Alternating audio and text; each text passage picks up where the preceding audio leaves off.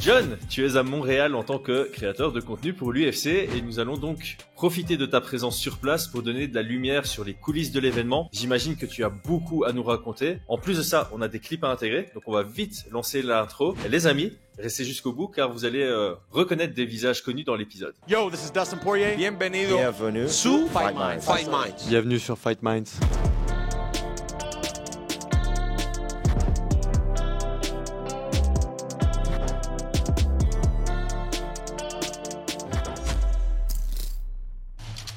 Paris sur le MMA avec Unibet. Quelle sera l'issue du combat? Une soumission? Un KO? Paris sur la prime numéro 1 avec Unibet. 100 € de bonus sur ton premier pari. Je sens que tu as une toute bonne énergie. Oui. On va commencer et on va surfer dessus. On va commencer par une question un peu fun comme ça. Jusqu'à présent, le moment que tu as préféré, que tu viens de vivre ici à la Fight Week, c'est quoi? C'est lequel?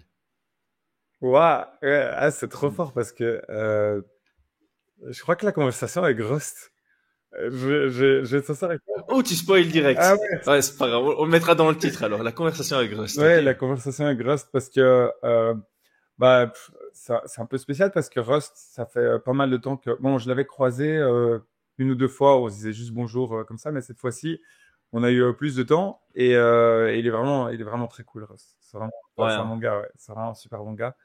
Et en fait, malheureusement, il a dû partir un petit peu plus tôt, sinon on allait même manger ensemble. Mais ouais, voilà. Dommage. Ouais. Ah, Mais dommage. j'ai donné un petit peu de contexte. J'explique un petit peu comment ça se fait que j'étais là. Enfin, finalement, pas vraiment pour Fight Minds, mais bon, voilà, c'est un peu spécial, on va dire. Et il a compris. Donc, et puis on a commencé à discuter. Il y avait même des gens autour super sympas. Vraiment, les gens ici, les Canadiens, sont tellement gentils qui reconnaissent soit Fight Minds, soit l'RPA. Ah, génial. C'est trop cool. Ouais.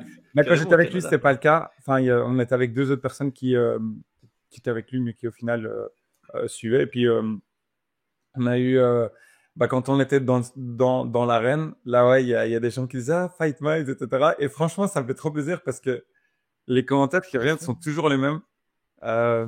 En fait, c'est marrant parce que petite anecdote comme ça, mais quand on m'a arrêté 2-3 fois pour me demander ah tiens Judge. Et souvent, je pense, on m'arrête pour me demander une photo par rapport à mon compte. Moment fine. Vous savez, mais le plaisir que j'ai quand quelqu'un me dit, je dis, ah, Moment Fine, parce qu'il dit, et il me dit, non, Fight Minds. Et là, genre, ça me rend fou. Alors que c'est exactement le même truc. En gros, c'est ça de parler ou reconnaître ou de faire un compliment par rapport à ton taf, mais je m'étais allez, c'est pas prétentieux, je me suis juste un peu habitué à tout ça avec le compte Insta et ça faisait plaisir, mais bon voilà, ça me fait pas plus que ça. Mais par contre, quand c'est Fight Minds, ça me fait trop plaisir. Je dis, Et donc voilà, donc du coup, là pareil, c'est trop cool de pouvoir rencontrer certaines personnes, même à l'autre bout du monde, qui disent John de chez Fight Minds, quoi, tu vois. Donc, Ouais, mais c'est énorme, c'est trop cool. Mais écoute, je prévoyais de mettre cet insert un peu plus tard, mais comme tu as parlé de Rust et que c'est ton moment préféré, on va vous balancer une partie de votre conversation. Bon les gars, je crois que vous reconnaissez le visage. On est avec le enfin. seul, l'unique, avec Rust. Et L'équipe voilà. francophonie France-Belgique, on est là. France-Belgique, exactement. Enfin, quelqu'un qui sait que c'est Belgique. On s'est déjà croisé à quelques événements. Qu'est-ce que tu penses en particulier que celui-ci? Eh ben, c'est un peu bizarre. Je sais pas ce que vous en pensez. C'est exactement pour ça que je te pose la question. Ouais, en fait, bon, Benoît était censé affronter Joe Alvarez, c'était le combat banger, machin, l'adversaire change, tout ça.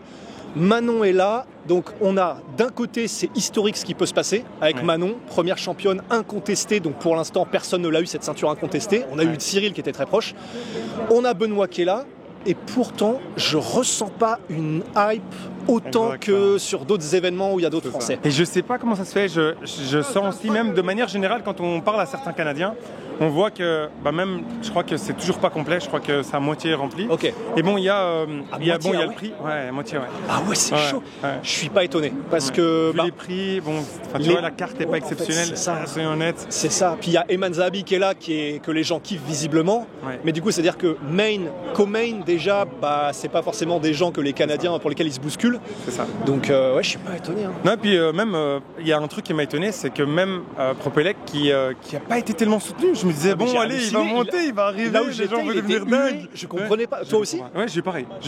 Je me suis dit, bon, pauvre Benoît, c'est le problème, Ouais. c'est au contraire, c'est tout le monde pour lui. Et en fait, non, au contraire, à la limite, Benoît avait plus d'applaudissements Ouais. que lui, quoi. Mais en fait, ça, je ne comprends pas. Pareil, Belal Jack, au gros, je sais plus lequel a été vu en premier, parlé en premier, il se fait huer. Je fais bon, bah ok, incroyable, c'est-à-dire que l'autre va être applaudi. Les deux ont été hués. J'ai rien compris. Mais vraiment, j'ai rien compris. Moi, ça m'a fait plaisir parce qu'elle est mexicaine, mais Grasso a eu plus d'applaudissements que d'autres personnes qui sont des locaux. Je comprenais pas trop. Et pourtant, et donc là, je m'étais dit, je sais pas pour toi, je m'étais dit, ok, donc ça veut dire que peut-être que les combattants sympathiques, parce que c'est vrai qu'elle a vraiment un capital sympathie, Grasso et tout ça, donc je m'étais dit, bon, bah, c'est-à-dire qu'Aldo, ça va être incroyable, ça va être un bain de foule. Ouais. Aldo s'est fait huer aussi, en tout cas de là où j'étais. Le puzzle, voilà, il est là et je comprends. On comprend toujours Ouais. pas. Comment est-ce que tu vois se dérouler les deux combats qui nous intéressent? Benoît, je pense que ça va être un bain de sang, ça va être terrifiant. Ah, tu crois que ça va être unidimensionnel ou tu crois que ça va aller dans les deux sens? Non, je pense que ça va être unidimensionnel. Ouais, à tes yeux, je pense que Ouais, tu ouais, vois on la pense même pareil, chose. on pense pareil, on pense Ouais, pareil, c'est bien ça. sûr. Je vois, à mon avis, une destruction au premier round. Ouais. Il est vraiment courageux, Prépolek, et respect à lui, mais sur du MMA total où Benoît va pouvoir dérouler sur ce qu'il fait de mieux et faire soit une Moses ou comme les premiers combats qu'il a fait à l'UFC, je pense que s'il tient 4-5 minutes, je serais étonné Prépolek. Ok, ok. On voit pareil, mais j'ai pas envie de le dire parce que j'ai peur que ce soit pas le cas et que ça vieillisse super mal, tu vois. Je me dis, C'est ça qui est terrible, effectivement. si ça vieillit mal, c'est pas top. Et pour le reste, pour Manon, comment est-ce que tu vois ça? Honnêtement et vraiment, je ne sais pas. Parce qu'en fait, comme il y a un... Là, elle a jusqu'à maintenant dominé à peu près tout le monde, sans avoir trop à se pousser. Mais là, il y a un tel gap, un tel écart de niveau en termes de technique, d'expérience, de même tout, de vitesse, etc. avec Shevchenko, qui n'a pas non plus l'air de ralentir de fou. C'est juste qu'elle est en mode croisière ces derniers temps, mais elle ralentit. Ouais, voilà, c'est ça. Puis en plus, même les deux styles, tu sais, un peu comme elle est super en contre-attaque, Shevchenko, ça peut faire un faux rythme bizarre. Comment elle va gérer ça maintenant? Enfin, vraiment, je n'ai aucune idée. J'ai un truc qui m'a quand même surpris, c'est la sérénité que Manon affiche. Je l'ai dit plusieurs fois, plein de fois. J'ai vu pas mal de champions, on en a interviewé certains, et le fait qu'elle arrive, mais un calme, on dirait que genre journée normale, c'est impressionnant. En fait, ouais, le calme et aussi le côté je m'attends. Alors, elle fait pas de trash talk à proprement parler, mais rien que le fait qu'elle dise je suis sûr de gagner ce Ah ouais, combat, non, certaine. on le voit pas souvent effectivement en France particulièrement parce qu'on n'ose pas trop, etc. Je suis étonné qu'ils y aillent autant à fond dans le. Ouais, ils sont- C'est pas que c'est déjà gagné, ils le disent pas, mais c'est en fait presque si un peu. C'est l'attitude, Ouais, hein. en C'est tout cas, l'attitude, c'est une formalité. ouais. J'ai discuté maintenant avec Axel Sola, et bon, j'ai senti une petite frustration, bon pas frustration par rapport à Benoît, mais plus par le fait qu'il se dit bon bah je suis ici, je suis prêt, je pourrais combattre. Qu'est-ce que tu penses de ce qui aurait pu être un potentiel, potentiel de fois du coup, combat entre les deux? Comment est-ce que tu l'aurais senti? Bah, pour Axel, ça aurait été incroyable. Après, je préfère quand même que ce soit un gars qui est hors de... Enfin, c'est quand même un prospect, c'est quand même un gars dont on a envie que les étapes soient pas brûlées direct. Ça aurait été incroyable. Mais je préfère largement que ce soit un mec où on n'a pas de problème à pouvoir dire bon, Benoît devrait faire ce qu'il fait de mieux et ça devrait bien se passer, machin. Là, il y aurait eu émotionnellement, ça aurait été la galère, ça aurait été horrible. Ouais. Et puis, en plus de ça, pour Axel, on sait qu'il va aller loin. Mais est-ce que là, l'écart aurait quand même pas été un peu trop monstrueux? Je sais pas, mais je préfère qu'ils construisent progressivement malgré tout, personnellement. Ouais, c'est ça, moi je t'avoue, j'aurais eu le cœur brisé parce que parmi les signatures que j'attends le plus, c'est clairement, il y a Axel dedans. J'aurais même pas été content en fait si ce combat-là s'était fait. J'aurais juste été en mode bien pour Axel parce que ça lui fait sa porte d'entrée vers l'UFC, ça y est. Mais émotionnellement, j'aurais été dégoûté parce qu'il n'y en a aucun des deux que je veux voir perdre. En plus, on le sait, si l'un des deux perd, ça va être très violent, très brutal. Je sais pas si on a envie de voir ça. Non, jamais. Donc, écoute, merci beaucoup. On va voir si tes prédictions se réalisent. Et j'espère vraiment que ce soit le cas parce que là, franchement, on en a besoin. Et t'imagines, il nous fait Gamrot dans 2 semaines? J'y crois pas, c'est pas Ah possible. non. Mais en tout Non, cas, non, qu'ils non. le disent déjà, c'est incroyable. Mais déjà, j'ai peur, comme vous, des gens qui prédisent je vais faire ça dans autant de temps.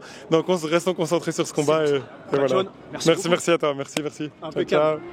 Allez, maintenant on fait un petit pas en arrière, on va être un peu plus dans un mode structuré. Est-ce que tu peux donner un peu de clarté à notre audience sur ton rôle sur place? Parce que tu as un peu donné le morceau, tu n'es pas exactement là pour Fight Minds. Donc voilà, dis-nous un peu les accès que tu as et les raisons pour lesquelles tu es sur place. Voilà. Alors, on s'est posé la question de savoir s'il fallait que je vienne ou pas avec Chris. Pourquoi? Parce que, en fait, j'ai des contacts avec UFC espagnol, c'est mon contact principal d'ailleurs. parce que sur mon compte Instagram, la majorité des gens qui suivent, c'est continent américain. Donc, on va dire il y a de l'Europe, mais il y a beaucoup d'États-Unis, beaucoup de Mexique et pas mal d'Amérique latine.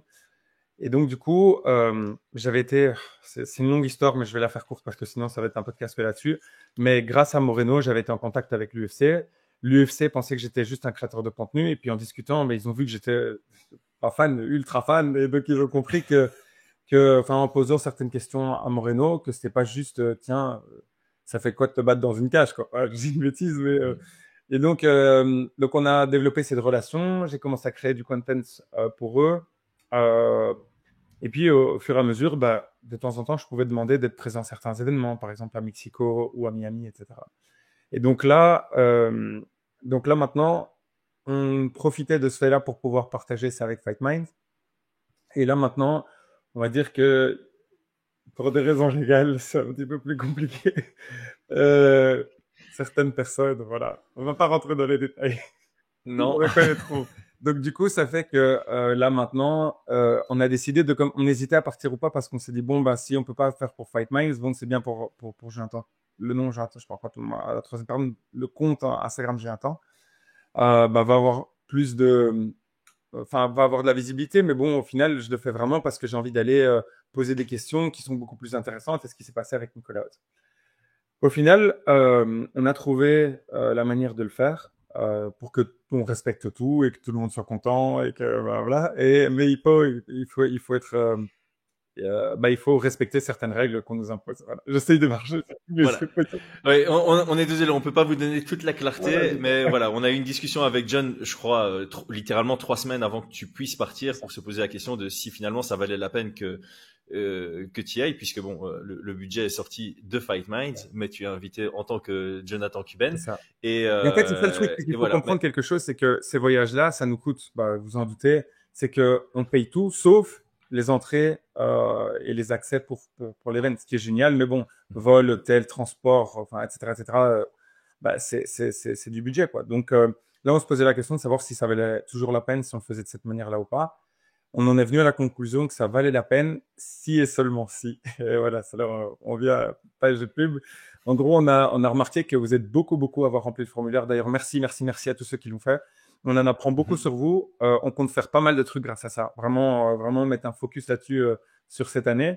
Et on remarque en fait, on avait la possibilité de vous montrer à quoi ressemblerait un voyage type avec Fight Minds, vous montrer un petit peu les coulisses, etc. Et on s'était dit, bon, si on arrive à avoir quelques, on va dire quelques interviews, quelques images qu'on a le droit d'utiliser, alors on le fait. Et en plus de ça, on va pouvoir faire la promotion des voyages qu'on aimerait bien faire avec vous, tout simplement. Et donc, on s'est dit, OK, tout ça, alors là, ça commence à valoir la peine. Donc, on a décidé de partir. Et au final, je suis très content d'être ici. Vraiment, je suis super content. Ouais, je pense que tu vis une très belle expérience. Et là, justement, tu vas nous donner un peu de lumière sur ce que tu as pu vivre. Donc, maintenant, peut-être pas tout le monde, mais certaines personnes l'ont vu. Tu as interviewé de nombreux combattants de la carte principale. C'est ça. Chaque fois que tu voyages pour l'UFC, tu as de très bons insights sur ton ressenti avec eux. On va pas citer les différents exemples, mais en général, quand tu nous dis sur WhatsApp, j'ai senti quand j'ai interviewé lui que son énergie était pas top. Par contre, lui, il est vraiment en forme, etc. Et ça t'amène à faire de très bons pronostics quand tu es sur place.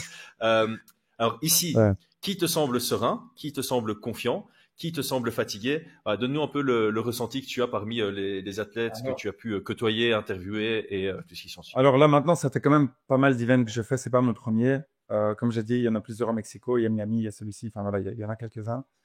Et c'est la première fois que je ressens une aussi grande différence entre les combattants. Vraiment, c'était très marqué. Donc alors, je vais dire ça comme ça. La première chose, la personne qui m'a l'air mais la plus confiante à tel point que je me dis, est-ce que c'est pas trop? C'est Manon. Manon, franchement, c'est impressionnant.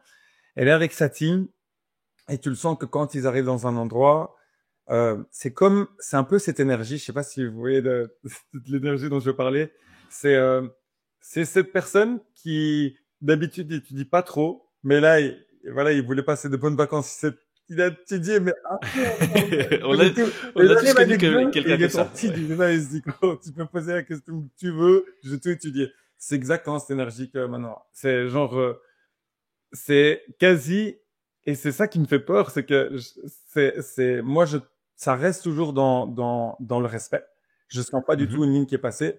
Mais à ce point-là, c'est quasi, c'est quasi une formalité et ça me fait même peur. Tu vois, c'est attention, rentre pas. Parce que tu peux peut-être être trop sûr de toi, etc. Mais là, vraiment, je les sens concentrés, je les sens bons. Donc vraiment, Manon, c'est exceptionnel. Là, vraiment exceptionnel. Et bizarrement, Valentina, elle a quand même évité pas mal la presse. Bon, elle a un statut qui le permet de le faire. Donc, faut savoir qu'il y a certaines personnes.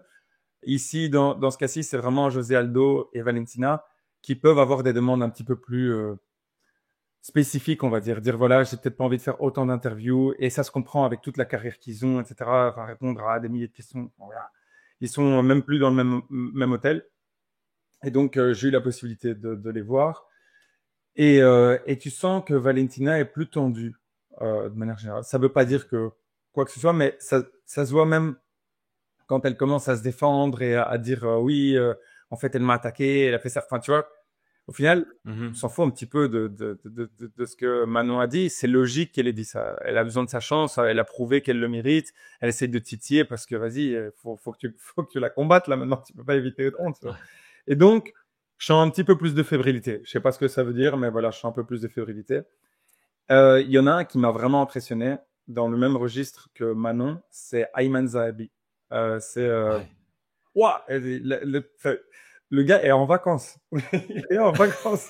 Il est là, il a mis son costume, il prend le micro, il profite. Et en fait, il a dit une phrase, vous allez voir probablement lors des interviews, il a dit deux phrases qui m'ont marqué. Et ça, c'est une vraie plus-value parce que souvent, soyons honnêtes, quand tu interviews les combattants, ils ont souvent les mêmes phrases. Quand tu leur demandes quel conseil est-ce que tu pourrais te donner, c'est souvent continue, toi, n'abandonne pas. C'est toujours la même chose. Enfin, c'est pas méchant, mais... Et lui, il a apporté quelque chose que je pense qui pourrait même servir à Benoît. C'est qu'il était en plein boom et puis il se prend un ou deux KO quand il perd 2 fois d'affilée. Mais dont il perd une décision et puis un KO. Et il se prend un gros KO. Et il explique que le problème, c'était pas un problème physiologique, c'est un problème psychologique qu'il a après. C'est que comment est-ce que tu reviens lorsque tu t'es pris un KO et que tu crois que t'es invincible. Et on remarque qu'on en avait parlé, il y a plein de combattantes comme ça, comme comment s'appelle la combattante la plus connue Ronda Rousey. Voilà, Ronda Rousey qui avait cette aura et dès qu'elle a perdu, après il y a un avant et un après, tu vois. Et c'est ça le truc, c'est que la plus grosse peur que j'ai par rapport à Benoît, c'est pas la partie stratégique, c'est pas ses capacités, c'est pas tout ça, c'est comment est-ce que lorsque tu es persuadé que tu peux aller prendre Makhachev, ce qui est nécessaire pour pouvoir entrer dans une cage, tu dois te dire je suis capable de le faire. Tu es persuadé de ça et que tu as un retour à la réalité, on va dire, pas avec Dustin Poirier, ça je l'ai dit plusieurs fois, pour moi, j'ai vraiment senti quelque chose de différent et je me maintiens, surtout quand je le vois encore maintenant, on parlera de Benoît, mais quand je l'ai vu à Miami, il tenait à peine debout, quoi. Et je sais même pas comment est-ce qu'il a fait ce premier round. Je dis, franchement, c'est abusé, j'ai dû couper, je sais même pas lui parler, il était pas bien. Et donc, pour moi, Dustin, c'est pas, je sais que c'est à débattre, mais pour moi, c'est pas ça. Pour moi, le vrai retour, c'est Moïcano. Retour à la réalité, je pense. Et donc, voilà, c'est comment est-ce que, après ça, est-ce que tu te recomposes et est-ce que tu te dis qu'il y a, tu peux avancer. Et BSD avait dit que c'était grâce à ses sparring. Quand il voyait les résultats qu'il commençait à voir, il se dit non, en fait, j'ai la valeur, je sais que je peux y aller. Je suis face à des numéros 1 comme Nassourdine qui est plus lourd que moi et j'arrive à faire certaines choses, etc. Vraiment très valable. Et en fait, Zahabi, il a dit autre chose. Il a dit, moi, je me suis retrouvé dans la lecture et il y a certains passages qui m'ont fait comprendre certaines choses qui étaient en moi que j'avais pas du tout compris. Première chose, dit, tout le monde est spectateur. Toi, tu as la chance d'être acteur. C'est-à-dire, les gens voient ce que tu es en train de faire. Et donc, tu as déjà un poste privilégié. Malgré ce qui se passe, qu'il soit positif ou négatif, tu fais plus partie du 0,1%, etc. Donc, tous les gens qui sont là autour, au final, ne font qu'observer ce que toi tu fais, mais c'est toi qui fais. Alors, deuxième chose, il utilise la peur. Il dit que tu ne dois pas voir la peur comme quelque chose de négatif. Il dit, embrasse-la, ça fait partie du process. N'essaye pas de la refouler, etc. Et à partir de là, waouh, il a vraiment cette aura, je sais pas comment t'expliquer, où il est serein, quoi. Il rigole, tu le vois en interview, il a son truc, mais il est préparé, hein, ça se voit. Enfin, il a une vraie team, son frère, c'est incroyable, coach, quoi. Donc, c'est pas n'importe quoi, mais tu vois que le gars a été plus sur une partie un peu plus psychologique, philosophique, etc. Et ça marche. Et ça fait vraiment plaisir de voir que ce combattant, il a dit non, moi, j'ai compris certaines choses, que les réponses étaient à l'intérieur. Et maintenant, voilà, je me sens serein, je me sens bien. Et waouh, ça se sent, quoi. Ça se sent. Et tant qu'on est sur ce sujet, je crois qu'il y a un truc assez cool. Alors, au moment où on enregistre le podcast, on n'a peut-être pas toutes les informations, mais là, il y a eu la pesée. José Aldo contre Zahabi, ce n'est plus en bantamweight, c'est en featherweight. Je sais pas si tu as vu l'info. Oui, c'est ça, parce qu'il a arrêté le poids. Voilà, et donc en fait, je pense que c'est du côté de José Aldo que c'était plus possible de faire bantamweight. Zahabi était en phase d'arriver à la limite bantamweight, il était à 138 quand on est allé lui dire arrête. Et je trouve ça très solide de la part de Ayman Zahabi d'accepter en toute last minute de finalement faire le combat en featherweight. Et donc lui, il a repris le poids. Ils sont tous les deux pesés aux alentours de 145. Et je tiens à le noter parce que c'est pas tous les athlètes qui feraient ça.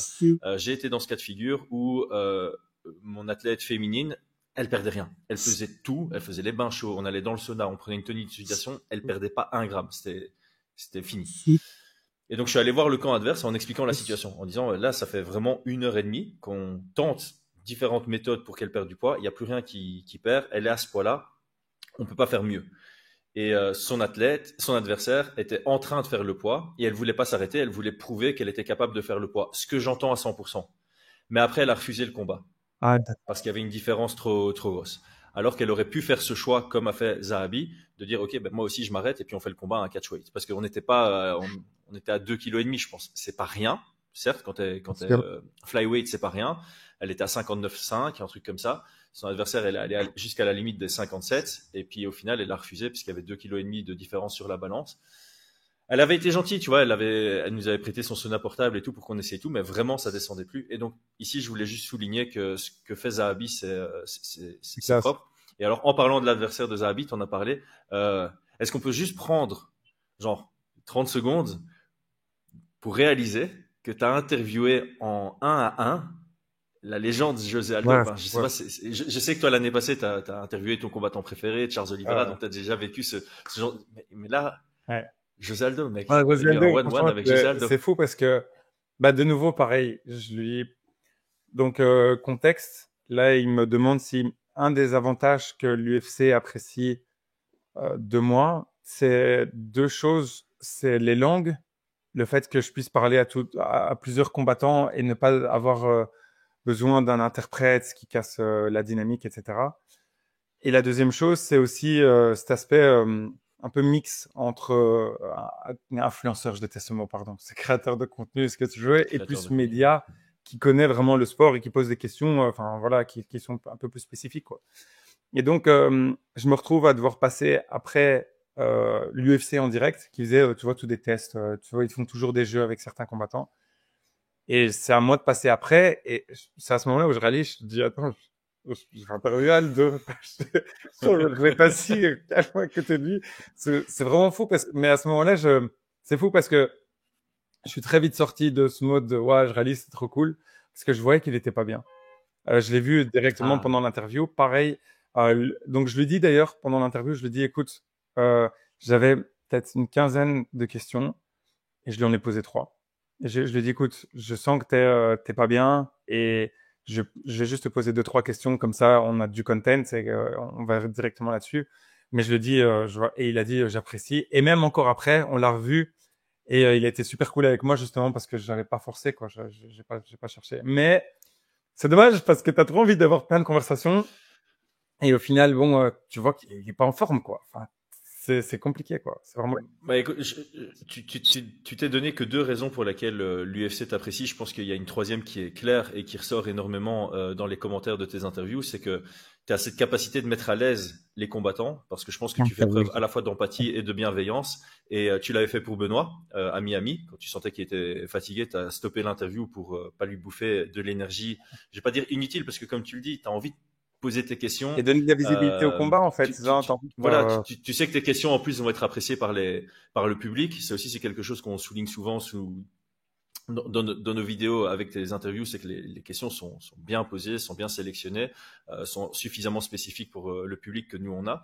Et donc, tu as cette partie empathie qui respecte vraiment l'athlète d'abord. Le plus important, c'est que l'athlète se sente bien et c'est lui qui va performer dans la cage. Nous, on n'est que des spectateurs et donc ça vient en second plan. Donc, je pense que voilà, tu peux te rajouter une troisième raison de l'appréciation. Ils doivent le savoir.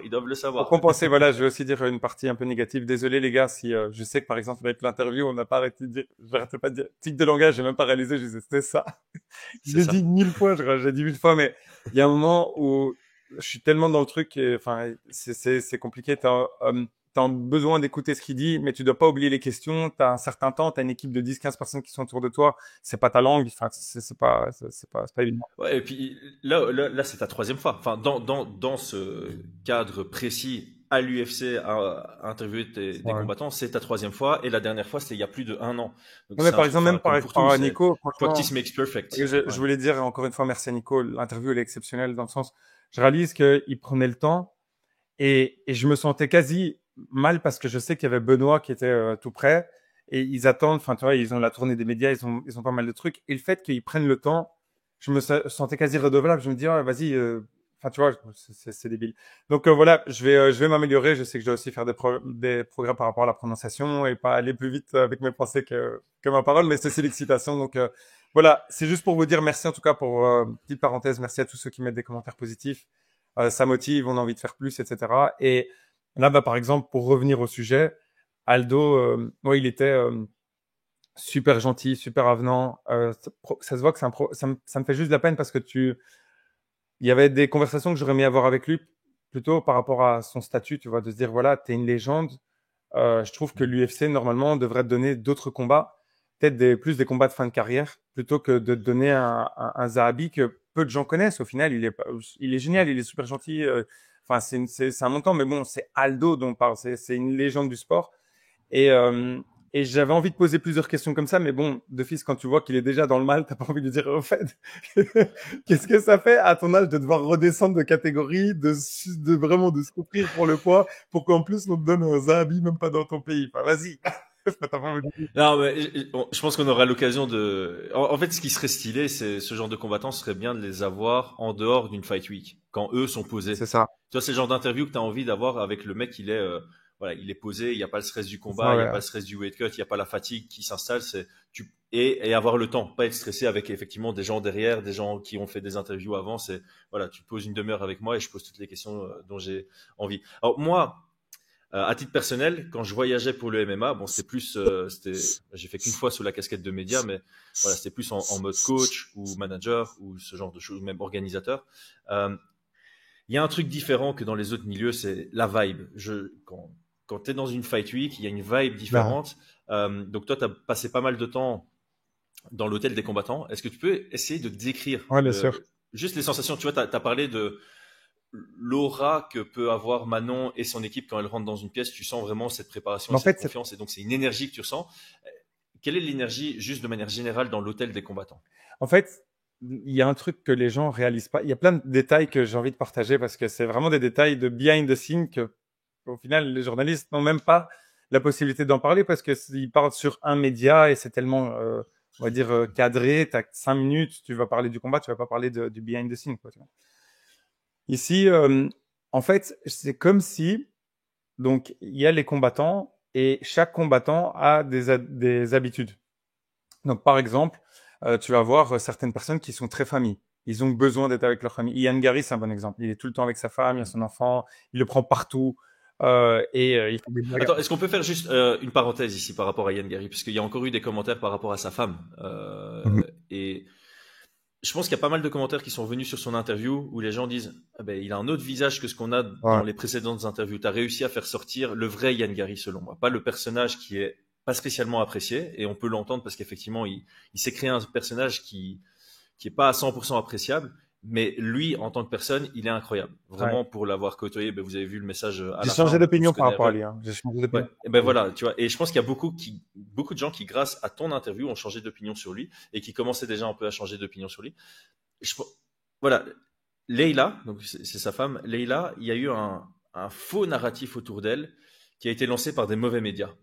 Et tout le monde s'est attaché à ça parce qu'effectivement, il y a des points que tu peux retrouver et tu peux faire des liens en te disant c'est gold diggeuse ou je sais pas les mots, ou wag, les mots qui sont venus pour la décrire. au même titre que Yann Gary, elle a une énergie incroyable. Elle est là à fond pour soutenir Yann Gary dans sa carrière. Et ils sont ensemble pour les bonnes raisons. Et ça, je peux le garantir moi-même. Elle est très intelligente. Voilà, elle est très intelligente. Super intelligente. Super intelligente. J'ai discuté avec elle et en fait, par exemple, avant l'interview, elle me disait, écoute, voilà, c'est une interview qui n'était pas supposée se passer. Donc, on avait eu un contact via WhatsApp. C'était en dehors de l'UFC. Et en fait, au moment où j'étais en train de donner les interviews pour l'UFC, il y a Yann Gary qui arrive. Et plutôt que de devoir le rejoindre dans une chambre ailleurs, essayer de faire un setup, etc., on a juste proposé, tiens, écoute, si tu veux, est-ce que ça te dérange pas? Et s'il accepte, tant mieux. Sinon, il n'y a pas de problème. Et en fait, tu sens que sa femme était vraiment un peu sur la défensive parce que elle se dit, bon, est-ce que c'est un média qui va parler de choses privées, de choses comme ça, alors que pas du tout. Et elle a dit, écoute, j'ai dit, on est un média sportif, focus sur le sport, sur la partie vraiment, ça s'appelle Fight Minds. C'est vraiment pas, c'est pas genre soap quoi. Enfin, soap dans le sens, c'est pas des trucs sur la vie privée des combattants, etc. On s'en fout. Donc, elle apprécie en fait. Tu vois qu'elle a fait plein de moves qui étaient très malins quand un combattant voulait le provoquer pour avoir une image. Elle s'interposait avec l'enfant. Enfin, tu vois, tous des petits détails. Tu vois, elle demandait de quoi est-ce qu'elle allait parler l'interview. Elle sait très bien. Ça, franchement, elle gère sa carrière. Elle gère sa carrière. Et le truc, c'est ça, c'est que je m'en fous, moi, de ce qu'il y a ou ce qu'il n'y a pas fait. Ils ont été extrêmement gentils, bienveillants avec moi. Ils ont donné du temps alors que c'était presque pas nécessaire. T'as passé le bonjour d'ailleurs je savais même pas. Tu m'avais dit qu'il t'avait demandé de coacher. Mais tiens, attends, il sait pas. Est-ce que tu veux lui passer un message? C'est ouf ça. Ouais, le message, enfin, il m'a trop touché. Ouais, j'imagine. Bah du coup, moi je savais via toi comme il était, mais je l'avais jamais rencontré en personne. Et c'est fou ces différences entre lorsque tu rencontres une personne, enfin les gens que tu vois à travers les caméras et comment tu les vois en vrai. Là tu vois vraiment comment la personne elle était super gentille. Donc, waouh, grosse digression de fou. Donc en fait, pour revenir à l'ambiance de l'UFC, il y a certaines personnes, comme je disais, comme Gary, qui ont besoin de leur tribu et qui parlent beaucoup avec les gens, etc. Il y a d'autres qui s'enferment et puis il y en a qui viennent mais vraiment avec leur bande. Je sais pas comment t'expliquer. Ils arrivent et tu vois, dans le détail. Tu vois, par exemple, l'APR, la responsable, machin, il arrive, etc. Et ils se parlent. Et t'as un moment dans la pièce où tout le monde sait déjà qui va arriver et il y a un blanc. Il y a personne qui parle. Les gens sont très travaillés, etc. Alors que ce n'était pas du tout comme ça avant. Et ça crée, rien que ça, quand la personne rentre, ça crée quelque chose. Vraiment, ça, il y a un truc qui se passe où tu te dis, OK, je comprends qu'on a affaire à quelqu'un qui est différent, tu vois. Il y a quelque chose qui se passe. Et par exemple, je l'ai jamais rencontré dans ce contexte-là, mais je suis sûr, un autre exemple de quelqu'un avec qui j'ai rencontré comme ça, on le sait, c'est Alex Pereira. Alex Pereira, quand il arrive quelque part, il y a quelque chose. C'est même s'il dit rien, il est assis. Tu sais qu'il y a quelqu'un qui est important dans la pièce qui est assis ou, je sais pas comment t'expliquer, il y a un truc. Je suis sûr que Khamzat, il doit y avoir pareil. Enfin, il y a certaines personnalités, certaines auras qui montent. Ned Diaz, bizarrement, tu vois, c'est pas une question de puissance, c'est plus une question d'aura. Tu sais que quand il arrive avec sa bande, il y a quelque chose qui se passe. Ouais. Mais moi, je peux te le dire, parce que moi, quand j'étais allé voir l'UFC 194, Diaz contre McGregor 1, je les ai croisés après au bar, et ouais, c'est difficile à décrire, mais vraiment, t'es au bar, et puis tu sens. Ouais. Tu vois pas, tu sens d'abord. Puis tu te retournes et tu comprends. Et franchement, ouais, t'es là, tu vois vraiment que il y a des gens qui essaient d'approcher et il y a un truc sans toucher, tu vois, comme les trucs spéciaux où tu touches tes points de pression et les gens tombent, là, le truc que j'y crois absolument pas. Mais là, tu sens vraiment que les fans veulent se rapprocher et puis automatiquement, ils se rapprochent pas du tout. Et les gardes du corps ont pas besoin de toucher ni quoi que ce soit. C'est vraiment une question d'énergie. C'est, oh, il y a Nedia, et après, en fait, tu te rends compte de la troupe.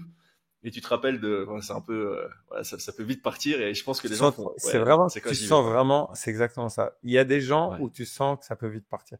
Et tu peux sentir aussi que c'est pas fake, que c'est pas, ils font pas semblant. C'est ça. Ils se taisent et tu sais que, non, faut pas chercher, tu vois. Et c'est ça que je pense qui se passe, tu vois. L'expérience que j'ai eue avec Nedia, justement, j'ai vu vraiment des fans le voir se lever et juste se rasseoir. Genre, c'est un tilt, tu vois le fan, tu vois le gars, il vient de gagner contre McGregor en plus. Donc c'est genre sa soirée quoi. Et donc les gens se lèvent et ils se rassoient. Et il y a vraiment c'est le réflexe humain de je vais me rapprocher, je suis trop fan, je vais lui demander une photo et après à mon avis c'est en fait non. Il y a un autre truc aussi que j'aime beaucoup à l'UFC, c'est que tu as des personnalités qui sont toujours les mêmes et qui sont toujours ensemble et que tu vois qui sont des blagues et qui s'entraident, etc. Il y a par exemple, c'est tous des trucs que j'aurais aimé partager, montrer que voilà, qui sont tellement des détails, mais bon, voilà, il y a une femme qui est là. Elle disait, je l'entendais parler, elle disait que ça faisait 15 ans qu'elle était là, 15 ans. Et 15 ans où c'est elle qui donne les tenues aux combattants. Détail. Mais elle est elle dit OCD, tu vois, c'est genre des tocs, tout doit être vraiment précis, etc. Et tu comprends parce que tu fais une erreur, hein, t'imagines l'impact, tu te trompes de gants, de taille pour telle personne, enfin voilà, ça peut avoir des vraies conséquences. Et en fait, tu vois qu'elle dit bonjour à Fabiano, qui est celui qui fait la traduction, le traducteur espagnol, portugais, etc.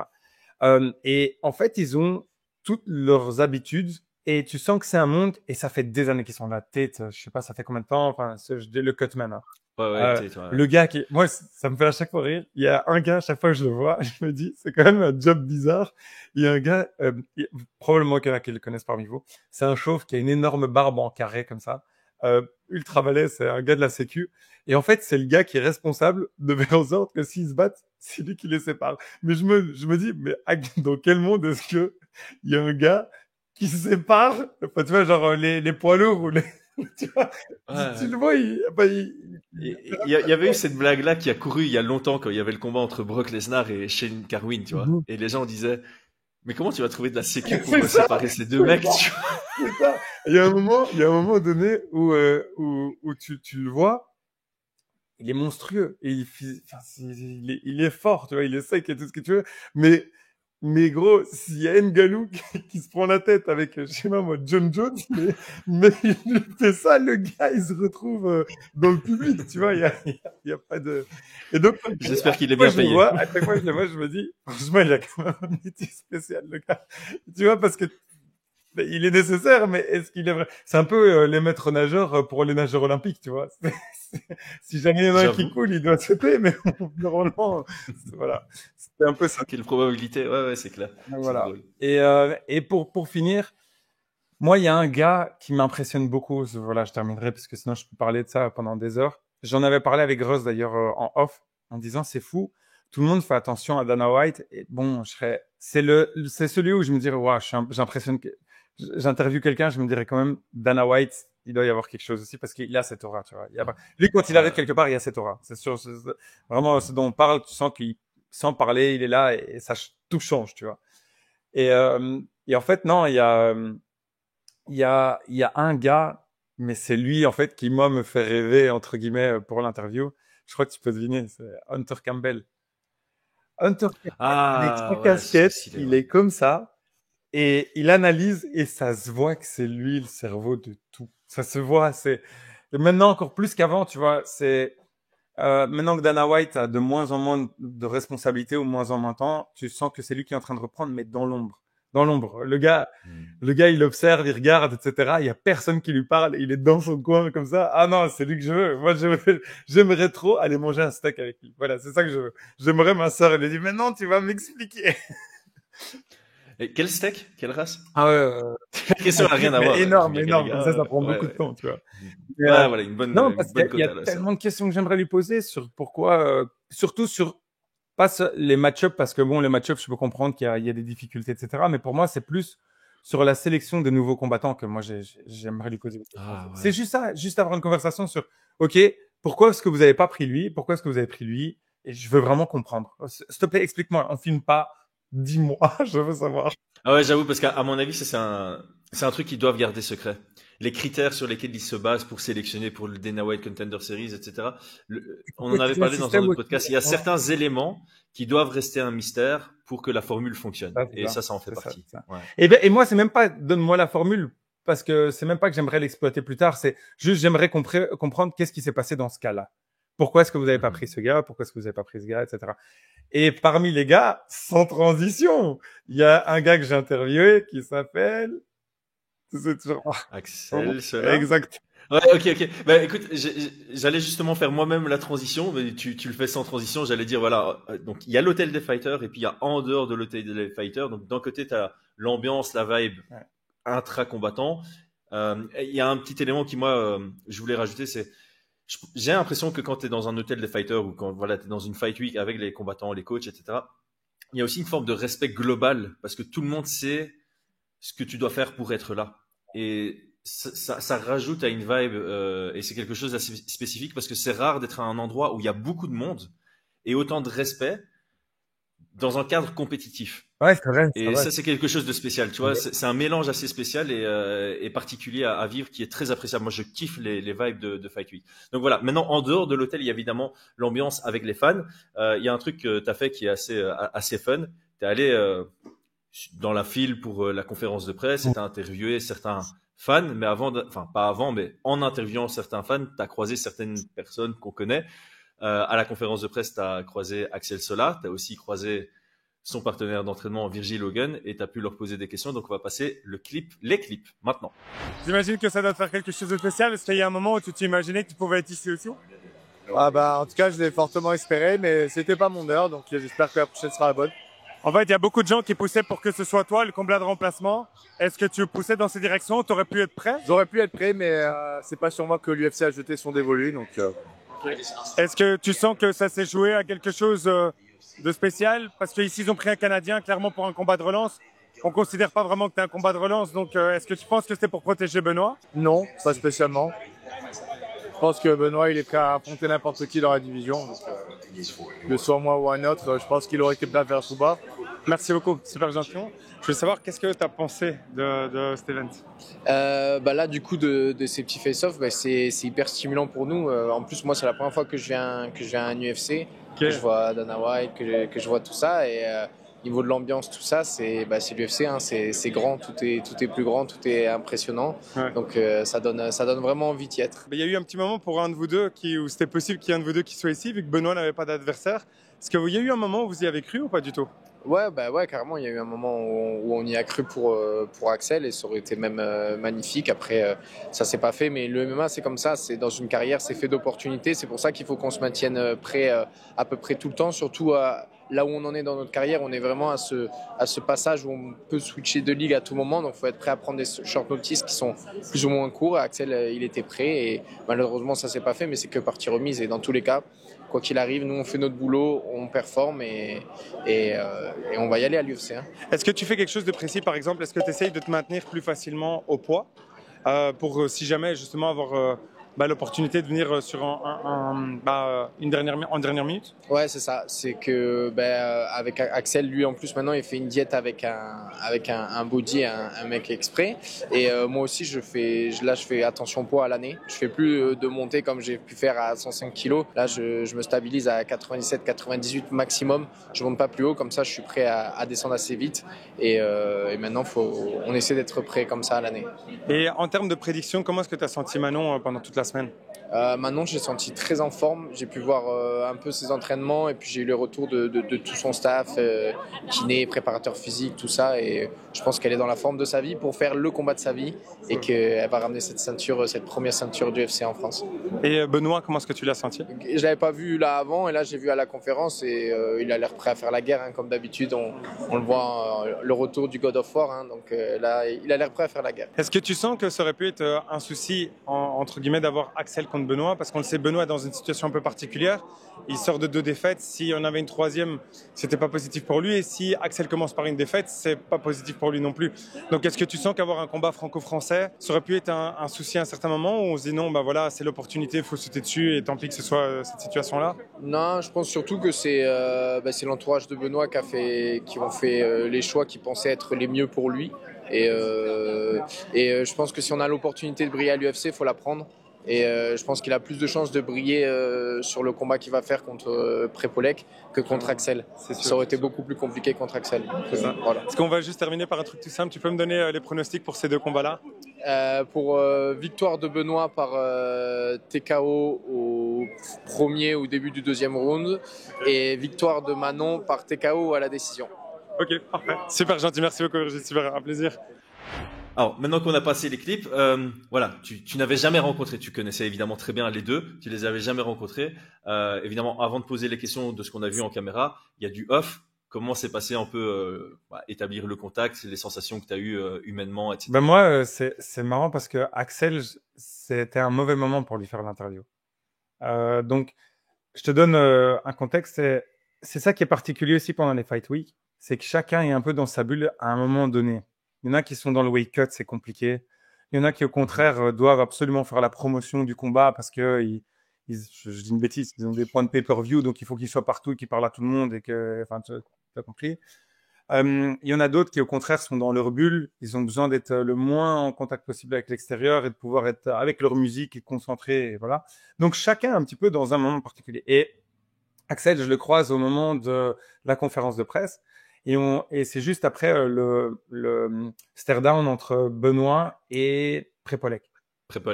Et au final, moi, je voulais trop poser plein de questions à Axel en sachant qu'est-ce qui s'était passé pour lui. Est-ce qu'il avait été contacté?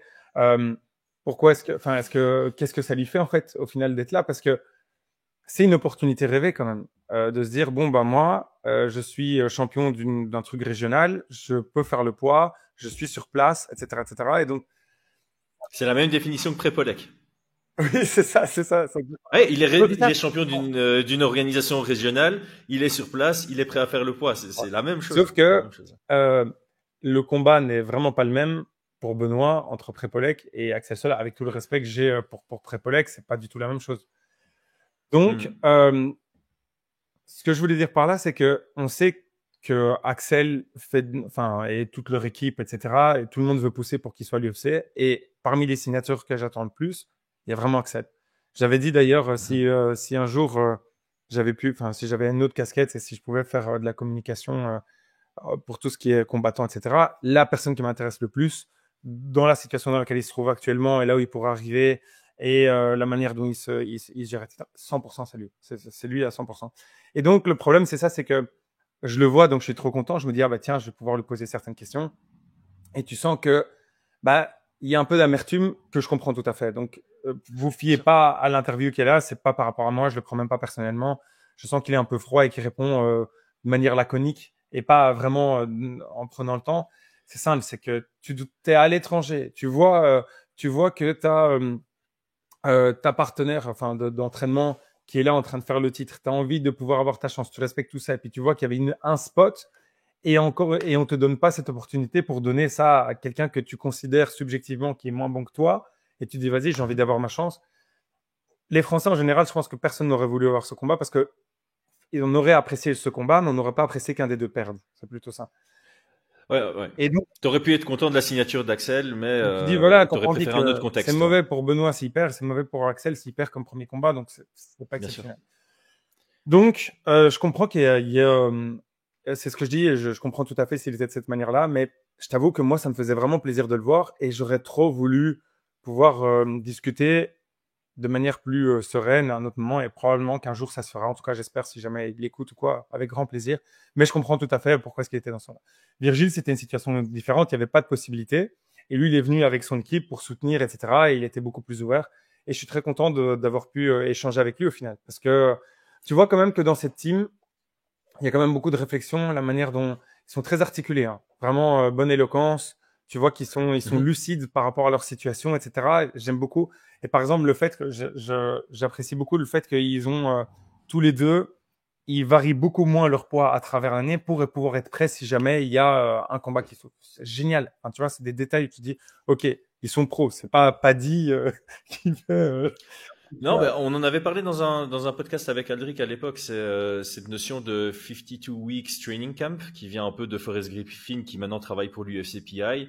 Et moi, une frustration que j'avais quand j'étais manager / coach à l'époque, c'était surtout à cette époque-là, très souvent les plus belles opportunités. Alors pas toutes les plus belles opportunités, mais parmi les plus belles opportunités, ça venait souvent en short notice. Et quand tu as une super proposition pour un de tes combattants dans une belle promotion, dans un combat dans lequel il est favorable, et qui te dit non parce que c'est dans 2 semaines et qu'il a déconné sur son poids, c'est archi frustrant, vraiment. Et donc, cette notion dont on a parlé avec Aldric qui mettent en place chez eux, c'est ultra intéressant. Être prêt toute l'année et être prêt à tout moment à pouvoir accepter un combat en short notice, c'est super important. Malin, et en plus, c'est plus sain aussi. C'est plus sain aussi. Le yo-yo comme ça, si tu penses à ton après-carrière, tu peux le regretter d'avoir fait autant le yo-yo à un moment. Donc, c'est top de voir ça. Alors, pour revenir sur le contraste peut-être que tu as entre les deux interviews, alors forcément, on souhaite jamais à quelqu'un des mauvaises émotions, mais pour la lumière que ça peut donner aussi à l'envers du décor, C'est un peu comme les réseaux sur Instagram, tout le monde partage que ce qu'il y a de positif dans sa vie et ça donne une fausse idée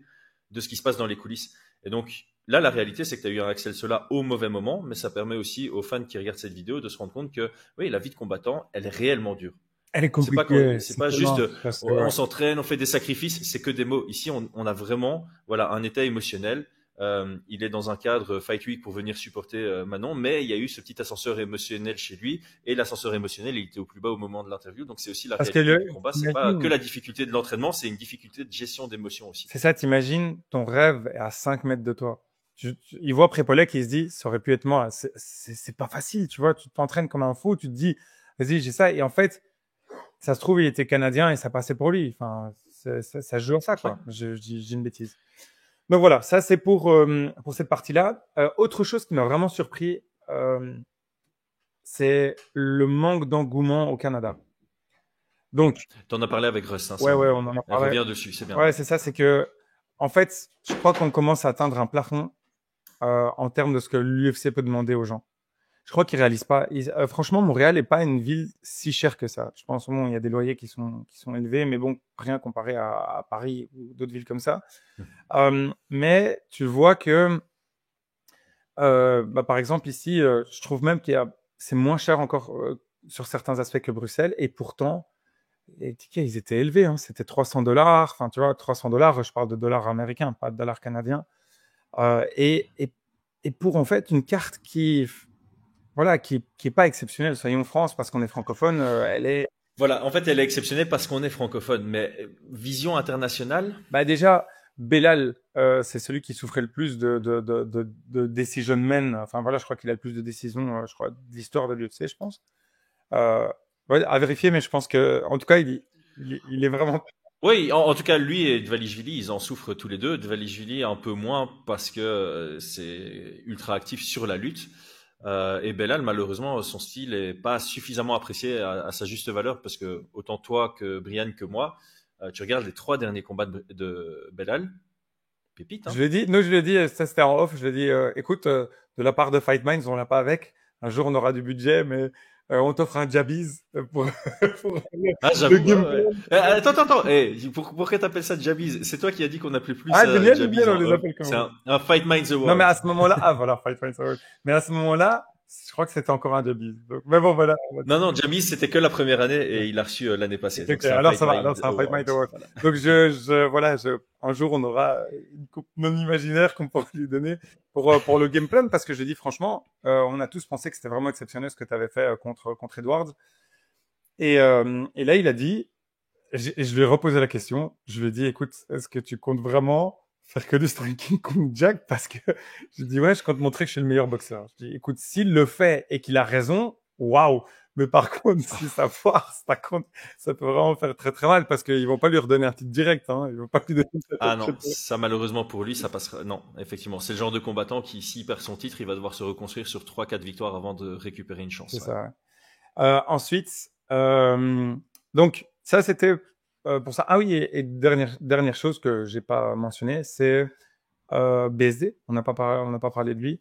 On a parlé de Nico, on a parlé des combattants. BSD, j'ai vraiment senti une grosse différence, et j'apprécie beaucoup la lucidité qu'il a lors des interviews. Il dit toujours la même chose maintenant, parce que c'est normal, c'est le contexte, mais on réalise pas à quel point ça doit être compliqué pour lui de se dire, voilà, t'es BSD, il y a encore 2 ans, t'es Dieu sur terre, j'exagère, mais on se comprend, c'est genre tout le monde est derrière toi. Puis tu décides de faire le combat malgré le fait que ce soit pas vraiment positif pour ta santé, mais contre Dustin, tu perds, puis tu te prends Moïcano, tu te fais éclater, tout le monde se retourne contre toi. Là, tu décides de quand même te taper les camps, etc., et de se dire, ok, je m'y mets plutôt que prévu, parce qu'on avait dit, bon, 1 an, c'était jusque Paris, mais toi, tu as envie de montrer que tu es un guerrier, que tu as envie de te battre et que tu es là, tu vas, et ton adversaire, ultra compliqué, que des finishes, fait forfait, et tu prends cher en plus parce que c'est Prépolek, mais t'as rien demandé, tu vois. T'as rien demandé, genre. Je me dis, franchement, genre, et au contraire, justement, waouh, qu'est-ce que c'est bien de le voir avec Nico, genre, tu vois que vraiment il délègue. Il dit, maintenant, moi, je me focus sur ce qu'on me dit de faire, et vraiment, tu le ressens. Et j'ai pu avoir des conversations, tant l'interview plus du off avec lui. Et c'est le jour et la nuit. Vraiment, ça me fait plaisir de le voir comme ça. C'est rassurant. Ça me rassure parce que je me disais, tu sais, le temps d'adaptation, ça peut mettre un certain temps. Et là, j'ai l'impression qu'ils ont une manière de communiquer qui est similaire. Tu vois que Nico essaye pas de l'effacer. Et c'était ça la plus grosse crainte que j'avais. Je me dis, qui est Séveral, etc. Et j'ai pu lui poser des questions, vraiment des questions qui sont très directes. Par exemple, la peur. Je me dis, voilà, comment est-ce qu'on fait quand on pense qu'on peut prendre Makachev et qu'au final, on a Moïcano qui nous met comme ça, et qui soit ouvert et qui soit lucide et qui dise non, en fait, tu te reconstruis à partir d'en bas avec les sparring, en faisant confiance à ton général, etc. Waouh, vraiment, c'est ça que je voulais entendre, c'est ça. J'étais chaud, là, en train de dire, vas-y, on lui, ça. Ben voilà, donc, moi, je suis trop content pour lui. Et à la limite, je suis même content que ce soit Prepolek. S'il peut, bien sûr, s'il gagne, de manière démonstrative, etc. Je suis très content parce que ça permet de se faire payer, peut-être d'avoir un 50 000 en plus si jamais il fait une bonne performance, peut-être de pas trop prendre de dégâts et de pouvoir dire, voilà, les gars, je suis de nouveau dans le vert. Maintenant, je suis prêt pour le reste. Ça peut s'avérer bien tomber. On va pas avant évidemment, on a toujours cette... Il se fait mettre KO au premier round. Là, on n'en parle même plus, tu vois, là. Ah, on en a, enfin, ils me l'ont pas dit tel quel, c'est sûr et certain, ils peuvent pas me dire ce qu'il en est, mais, ils m'ont juste dit, ah ouais, il faut pas qu'il perde, hein. C'est pas un bon plan de perdre, tu vois, donc, Qui a dit ça? Des gens de l'UFC, je vais pas dire qui, mais des gens de l'UFC m'ont dit, franchement, faut pas qu'il perde. Ce serait pas bon pour honnêtement, je pense pas qu'il saute du contrat avec une défaite. Je pense juste ça dépend le type de défaite aussi, tu vois. S'il fait une guerre monumentale et que ça se passe bien, enfin, il perd la décision et, enfin, voilà, comme Élisée, je dis une bêtise, ok. Mais par contre, t'arrives, tu te fais Ben Askren, je suis pas sûr que ça passe, tu vois. Mais je pense que ça va être dur pour lui, mais je pense qu'il reste à l'UFC malgré tout. Peu importe s'il y a une défaite, peu importe la manière, je crois que l'UFC le garde. Ok. Parce qu'il continue à chiffrer. Aussi simple que ça, l'UFC va pas le lâcher. Ça reste des gens qui analysent les chiffres, et ici tu regarde les chiffres que ça fait ici. On fait l'analyse sur Joel Alvarez, on fait l'analyse du short notice avec Prepolek. Voilà, ce sont les vidéos qui font le plus de chiffres autour de cet événement, et de très très loin. Est-ce que c'est encore des chiffres s'il se prend ça? C'est ça la question, tu vois. Moi, je te dis que oui. Ok, d'accord. Alors que tu satisfait, je passerai le message, je dirais, écoutez, voilà. Je pense que, alors, je suis pas là, mais à mon avis, ceux de l'UFC qui disent si c'est très mauvais en cas de défaite, c'est pas par empathie qu'ils le disent. C'est une personne qui m'a dit. Ah, c'est Hunter Campbell. Ah ouais, là c'est. Mais est-ce que la personne de laquelle tu parles, c'est pas genre par empathie qu'elle dit ça, genre une troisième, enfin tu vois, c'est une troisième défaite. Non, c'est chaud pour la suite. Humainement. Je vais pas en dire plus. Je dis juste. Ok, ouais, non, juste, voilà. Je te mets pas dans la. Et c'est pas, de toute manière, c'est pas une personne qui a dit voilà ce qui va se passer si. Non. Il me dit quelque chose qu'au final qui est logique, c'est juste, faut pas qu'il perde. C'est juste ça, et c'est normal, il faut pas qu'il perde, personne ne doit perdre. Maintenant, on doit pas perdre, tout le monde doit pas perdre, et voilà, tu vois. C'est normal. Bon, ben voilà, on a parlé de tout. Donc maintenant, nous, on a encore des petits clips à vous passer. Je sais pas si t'as un dernier mot voilà, avant. Justement, avant ça, j'ai essayé d'avoir, voilà, je fais juste un résumé par rapport à l'event. Je trouvais que les places étaient un petit peu chères par rapport à la carte. Et donc, ce qui fait qu'il y a beaucoup de fans qui sont là, même tôt devant la file pour pouvoir voir maintenant la pesée, c'est tout à l'heure. Il y a les gens qui viennent pour voir la conférence de presse, etc. Et tu sens que les gens viennent pour le non-UFC, mais pas du tout pour les gens qui sont là. C'est que je posais des questions, même à ceux qui sont tout devant. Donc, ils étaient là des heures avant. Enfin, donc, c'est pas que tu te dis, c'est quelqu'un qui tombait par là, qui se dit, bon, bah, viens, c'est gratuit, on va voir. Et parmi les fans, franchement, je suis fier de notre communauté. Hein. Genre, il y a beaucoup de gens qui connaissent pas trop, mais qui viennent, qui sont des casus, et c'est ok, tu vois. Mais je me disais, purée, c'est le début de la file, je m'attendais à avoir plus de gens qui s'y connaissent, et en fait, non, ils disent, bon, bah voilà, je connais une personne, souvent c'était Belal. Belal, étonnamment, a une communauté, je crois que c'est une communauté très arabe, de manière générale, je crois que comme il a affiché plus la Palestine, on voyait quand même pas mal de drapeaux palestiniens, et que tu vois qui commençait à vraiment soutenir Belal, plus peut-être de manière générale sur les origines. Alors que je me disais, je suis étonné, il y a pas cet engouement que je pensais qu'il allait y avoir. Même Prepolek, qui arrive, bah, je sais pas, si tu as une chance contre BSD, s'il y avait un Français qui avait l'équivalent en France, bah, tout le monde dirait bon, un Sola, un Saladin, un Baki qui prend un allez, notice à l'UFC et qui signe pour commencer à Paris, ça pète un plomb. Ouais, bien sûr. Bon, je dis pas que face avec tout respect pour lui, tu vois, mais il y a des gens qui voulaient voir d'autres personnes, mais bon, la personne qui voulait, c'était quelqu'un qui s'était fait mettre KO dans ce dernier combat, c'est un peu compliqué, enfin, tu vois. Mais est-ce que le problème au Canada, parce qu'en fait, tous les pays au monde sont très supporters du résultat. C'est pas propre au Canada, c'est en France, en Belgique, c'est la même chose. Le Canada, ils ont eu l'époque Georges Saint-Pierre. Et quand il y avait Georges Saint-Pierre, ils ont fait un stade à 54 000 places au Canada, quand ils combattaient contre Jake Shields, il me semble. Hein. C'est un des UFC les plus vendus. Aujourd'hui, malheureusement pour le Canada, la dernière fois que l'UFC est venu au Canada, je crois qu'ils avaient 5 Canadiens qui combattaient, ils ont tous perdu, un truc comme ça. Enfin, ça a fait ça a fait un flop. C'est une mauvaise expérience pour les fans qui sont allés voir. Et aujourd'hui, les meilleurs Canadiens, m'incendiez pas si je me trompe, il y a que Jasmine qui est dans le top 15 et Heyman qui est numéro 15.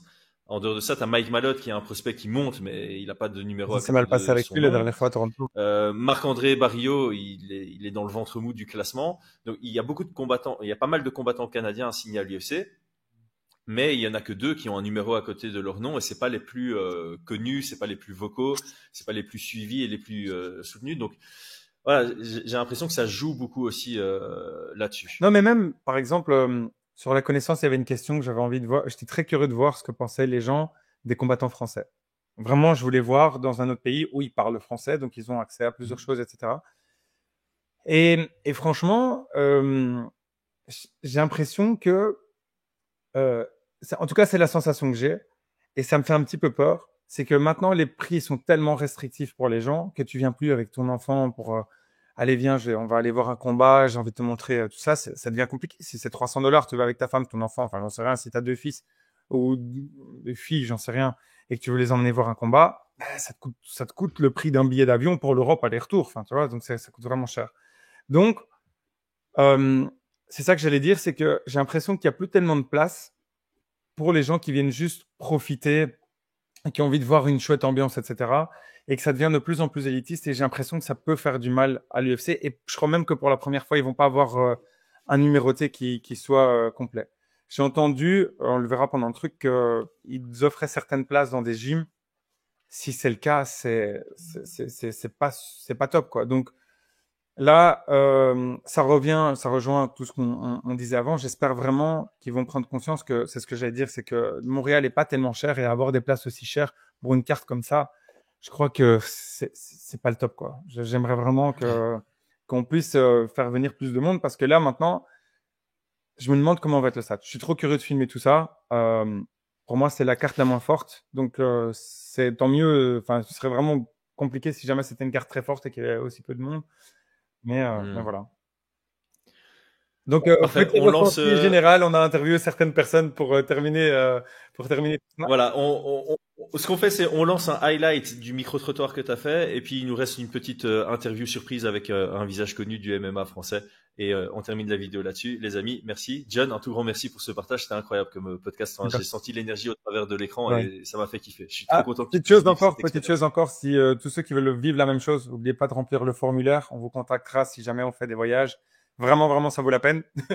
On fera peut-être quelque chose de différent que le Canada, mais peut-être pas. On verra comment ça se passe. On verra. Mais ça arrive, ça approche. Allez, ciao les gars. Pour qui est-ce que vous êtes venus? Belal, ouais. Pour Belal, ouais, 100%. Ayman Zahabi aussi. Zahabi, ok. Moi, je suis pour Jack. Hein. Ok, Jack, ah ouais? Comment ça se fait que t'es pour Jack? J'aime plus son style de combat, genre, c'est un striker. Je préfère Belal quand même pour voir un Islam contre Ilya.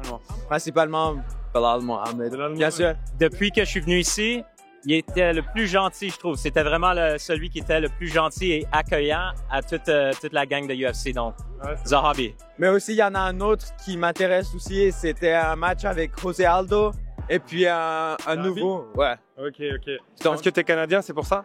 Ouais, exactement. Petite question, est-ce que vous connaissez quelques combattants français ou pas du tout? Mario Dufour, je pense. Manon. Manon, ouais. Manon. C'est Denis. Benoît Saint-Denis, voilà. Ouais, Benoît Saint-Denis, c'est fort. Manon Firo, bien sûr, aussi. Ok. Je la vois par décision unanime. Benoît Saint-Denis, mais il vient de France. Lui, il y a aussi Nassourdine Imavov aussi, notre combattant français. Avec Baki, évidemment. Doumbé, moi, je suis plus un gars de Baki, mais... Ah, donc vous avez suivi jusqu'ici Doumbé Baki? Ok. Vous êtes chaud, Là, Jordan, monsieur. L'épine dans le pied aussi. Ok, l'épine, vous avez suivi l'épine, ok. Mais France, il y a aussi Manon Fiorot, le Comain aussi. Charles Jourdain aussi. Ça. Oh, ouais, Ayman Zahabi. Qui va combattre maintenant, d'ailleurs. C'est ça, Ayman Zahabi contre Ozzy Aldo, en plus, c'est une grosse légende. On a une certaine image du MMA en France, mais on aimerait savoir les Canadiens ce qu'ils pensent des Français. Est-ce qu'ils sont si bons qu'ils le disent ou pas du tout? On sait pas, là. En fait, la France, elle a commencé à évoluer au niveau MMA, je vois ça, avec tout ce qui est Ares ou bien l'Hexagone, etc. Je vois ça. Ouais, c'est vraiment pas mal. Je trouve que c'est en croissance. Je vois beaucoup plus de lutteurs français qui viennent beaucoup plus de France. J'ai aussi, en général, j'ai vu aussi Firas Ziam, nouveau combattant. Je l'ai vu qu'il commence à devenir beaucoup plus populaire aussi. Mais ça commence à être plus populaire en France, je trouve. Dis-moi un petit peu tes prédictions. On a envie de savoir qu'est-ce que tu sens qui va se passer pendant cet event. Je pense que Belal Mohamed va gagner par soumission. Finish premier round, c'est sûr. Finish premier round, oui. sûr et certain. Bien sûr. C'est canadien ou c'est pas canadien? Non, je suis marocain, mais c'est marocain. Ouais. Et donc, t'habites ici? Ouais. Et tu connais son adversaire ou pas du tout? Bien sûr, Prépolek. Je le connais personnellement. Enfin, pas personnellement, mais ouais. Il y a des gens de ma salle qui l'ont battu. Je dis ça, je dis rien. Je dis rien. Ok, donc du coup, toi, t'es sûr et certain, Benoît, il le mange. Ouais. Ok. Sûr. Yeah, I know Prepolek. Okay, what do you think about it? It's a fair fight. It's a fair matchup because Prepolek also is trying to rank up, you know, and if he's gonna fight Saint-Denis, I think it's a fair fight. It's gonna be that easy then. We'll see. Okay. It can go anyway, honestly. Moi, je lis contre Valentina. Ouais. Je sais, elle a les 8 rubis, la première championne UFC avec les 8 rubis, mais moi, je pense que la Française, elle va gagner. Elle va gagner, c'est chaud. Je dirais peut-être Shevchenko. Je pense Shevchenko. Ok. Ouais.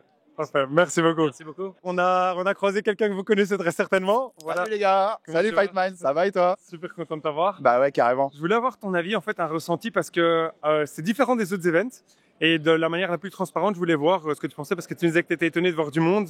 Qu'est-ce que tu sens par rapport à cet événement? Ouais, en fait, je pensais, tu vois, c'est milieu de la semaine, en semaine, milieu de l'après-midi. Je sais que voilà, la salle pour samedi soir, elle n'est pas complètement remplie, loin de là. Moi, j'avais un doute qu'il y ait beaucoup de monde aujourd'hui. Donc tout à l'heure, en voyant la foule devant, j'étais plutôt agréablement surpris, tu vois, de voir que les gens avaient répondu à l'appel pour la conf. Donc c'est cool, ça va y avoir un peu d'ambiance et tout. Je m'attendais à moins, personnellement. Oui, pareil, j'avais un petit peu peur parce que je me disais, bon, on sait que cette carte-là, à part si on est français ou si on est francophone, bon, elle n'est pas exceptionnelle, disons les termes.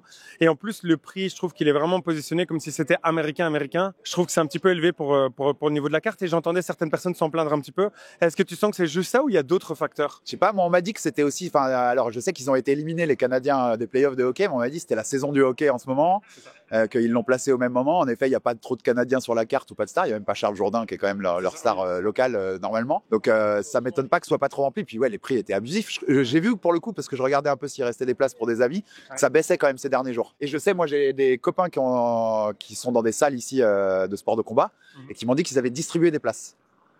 Ces derniers jours-là, ils ont distribué des places à des salles, tu vois, un peu pour remplir et tout, voilà, pour garnir un peu plus les travées, quoi. Est-ce que tu peux nous dire tes prédictions? Parce qu'il y a quelques combats qui m'intéressent vraiment pas mal. J'étais pas tellement intéressé par Aldo Zahabi, mais maintenant que on a rencontré Zahabi et je le trouve vraiment très très cool. Ouais.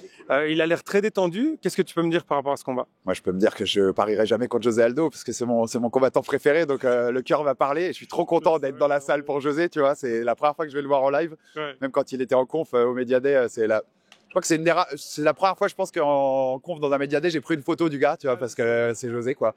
Et donc là, voilà, moi je vois José parce que quand je vois José, je vois toujours le José du WEC qui y a 10 ans, mais ça va être chaud parce que Zahabi, il est en bonne forme, il est sur une bonne série. Ouais.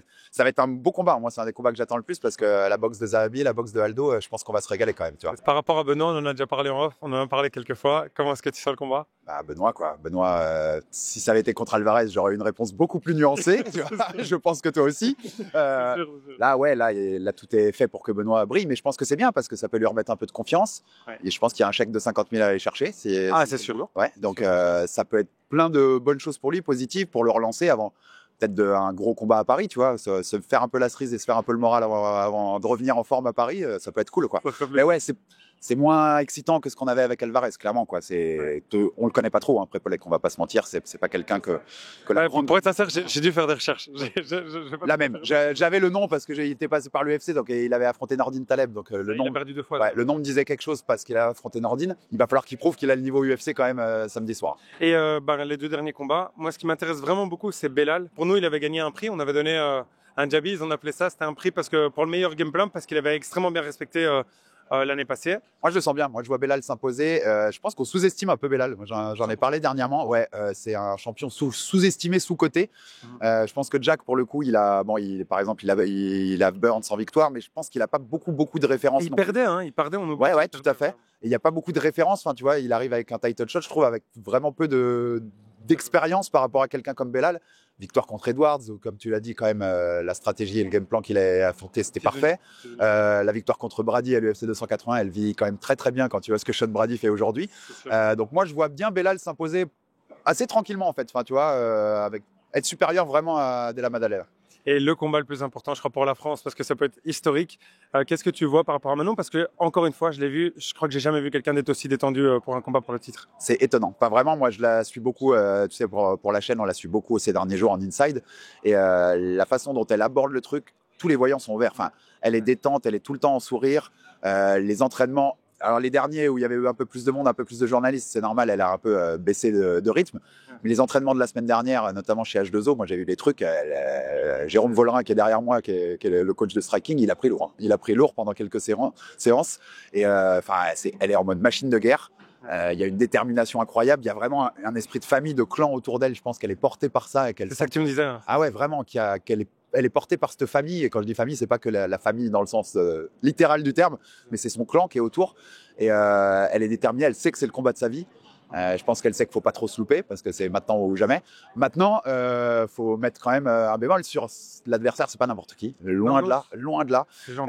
C'est une légende. Elle est encore au niveau. Elle l'a montré contre Grasso. Moi, je pense surtout que ça va être un super combat. J'espère. Mon cœur dit Manon. Ma raison dit Manon quand même parce que. Mais t'as raison dit Manon. Ouais, pour plein de raisons et notamment cette raison le côté combat de sa vie.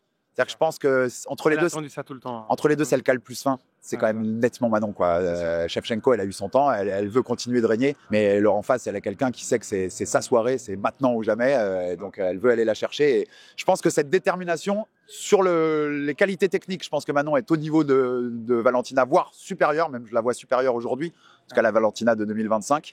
Et sur la mentalité, l'état d'esprit, le côté je vais tout bouffer. Je pense qu'il y a 2-3 étages d'écart en faveur de Manon, donc je vois vraiment Manon s'imposer samedi soir. Merci beaucoup, super gentil. Merci à toi. Ciao, Alec. Force à Fight Mike. Ciao. Merci à toi d'avoir regardé la vidéo jusqu'au bout. Nous sommes actuellement en train de réfléchir au futur projet Fight Minds. Ces projets nous motivent car ils permettront de se rencontrer en voyageant ensemble pour voir des UFC ou au travers de séminaires MMA. Pour cela, nous aimerions mieux connaître notre communauté. Nous t'invitons donc à répondre à un rapide questionnaire que tu trouveras en description de la vidéo. Nous en profitons pour rappeler que nous sommes ambassadeurs des marques Nutrimuscle et Oko. Cela signifie que si tu achètes chez eux en passant par nos liens, tu aides la chaîne à se développer. Nutrimuscle a une mission claire, rendre la nutrition sportive accessible en respectant les plus hauts critères de qualité. Chaque ingrédient est sélectionné pour préserver leur pureté et chaque produit se limite au minimum d'ingrédients nécessaires. Rejoins Morgan Charrière, Benoît Saint-Denis et Fight Minds dans la team Nutrimuscle en profitant d'une réduction via notre code promo NMA_FM5. Le lien vers leur site est en description de cette vidéo. Oko produit des gourdes filtrantes éco-responsables. Le filtre Oko traite l'eau pour la purifier et la rendre saine à la consommation. Les polluants, pesticides, métaux lourds, mauvaises bactéries et autres contaminants sont efficacement filtrés. La gourde Oko a un côté ultra pratique et aussi économe. On arrive à 10 centimes le litre d'eau, voire moins, grâce à notre code promo FMOKO qui offre 10% de réduction.